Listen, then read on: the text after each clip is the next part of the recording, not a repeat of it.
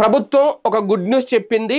ఎవరైతే రహదారుల నిర్మాణంలో ఇళ్ల స్థలాలు కోల్పోతున్నారో వాళ్ళకి ఏడాది పాటు అద్దె చెల్లించాలి అని ఒక నిర్ణయం తీసుకున్నారు. అంతేకాదు వాళ్ళకి వేరే చోట కేటాయించిన స్థలాలు ఏవైతే ఉన్నాయో అక్కడికి మారడానికి కొంత సమయం కూడా కేటాయించాలి అనేది రాజధాని సమస్యలపై త్రిసభ్య కమిటీ సమావేశంలో ఈ నిర్ణయం అయితే తీసుకున్నారు.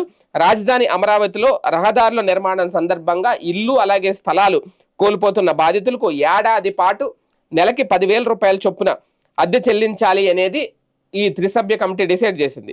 ఇల్లు కోల్పోతున్న వారికి ప్రత్యామ్నాయ ప్లాట్లు కేటాయించిన తర్వాత 3 నెలల్లోగా బాధితులు అక్కడికి వెళ్లేందుకు సమయం ఇవ్వాలి అనేది కూడా వీళ్ళు ఒక కీలక నిర్ణయం తీసుకున్నారు.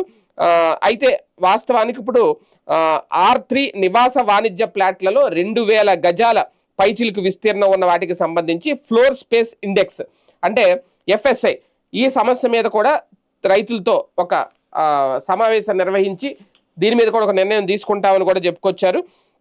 ప్రస్తుతం ప్రధాన నగరాలతో దేశంలో ఏ ప్రధాన నగరాలు అయితే ఉన్నాయో వాటితో పోల్చుతూ రోడ్ల వెడల్పు ప్రస్తుత ప్లాన్లో ఉన్న పార్కింగ్ జోన్లను దృష్టిలో పెట్టుకొని FSI పెంచాల్సిన అవసరం ఉంది అనేది మంత్రి నారాయణ కూడా చెప్పుకొచ్చారట. ఇక్కడ మొత్తానికి ఇందులో ప్రధానంగా కీలకమైన అంశం ఏంటి అంటే వీళ్ళందరికీ కూడా ఇప్పుడు నుంచి ఇక్కడ నుంచి అంటే వాళ్ళని కూల్ చేయడానికి ఒక రకంగా, ఎందుకంటే రెండో విడత సమీకరణలో భాగంగా ఎవరో ముందుకు రావట్లేదు, కొంతమంది నుంచి వ్యతిరేకత వస్తున్న నేపథ్యంలో ఆ ఇళ్ల స్థలాలు ఇప్పుడు రోడ్లు వేస్తున్న నేపథ్యంలో ఎవరైతే అక్కడ ఇల్లు స్థలాలు కోల్పోతున్నారో ఈ రోడ్లకు సంబంధించి వాళ్ళకి ఇక్కడ నుంచి నెలకి 10,000 రూపాయలు చొప్పున అద్దిస్తారట. 12 నెలల పాటు ఇస్తారు, అంటే 1,20,000 ఇస్తారనమాట అద్దె.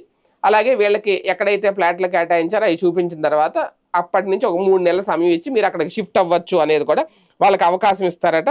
మరి ఇది ఎంతవరకు యాక్సెప్ట్ చేస్తారు రైతులు ఈ పరిహారం అనేది చూడాలి.